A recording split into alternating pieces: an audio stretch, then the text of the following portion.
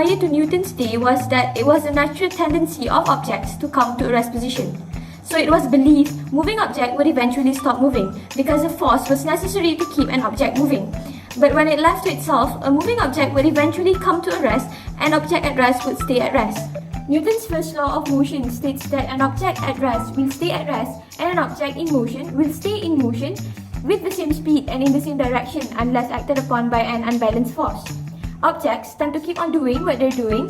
In fact, it is the natural tendency of an object to resist changes in their state of motion.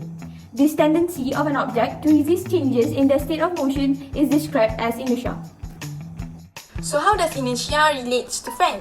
First, switch off the fan, and second, observe the fan. When you observe the fan, you can see that the blade of the fan will not stop completely after the switch was turned off. Instead, it will slow down until it completely stops itself. This is actually because of inertia. Inertia causes the fan to keep in motion and resist any change on its motion. Hence, only stop because of air resistance.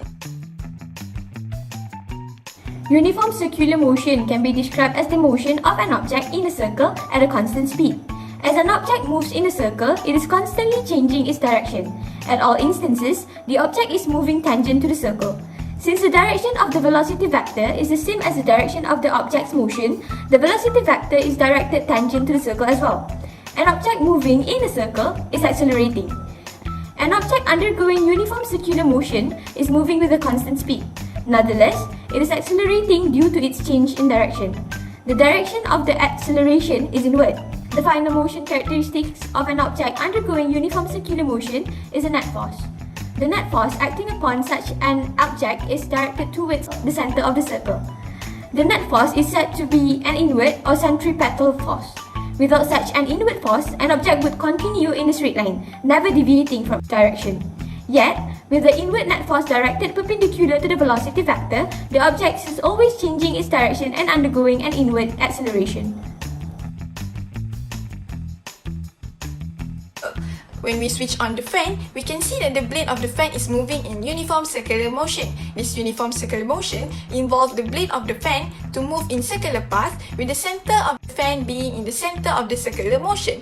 Hence, we can see that the blade of the fan is moving in circle. Power can be defined as rate of energy or work transfer. The SI unit for power is watts or joules per second.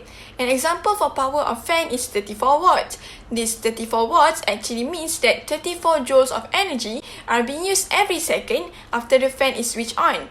Hence, the higher the power of the fan, the higher the amount of energy required for the fan to move its blade.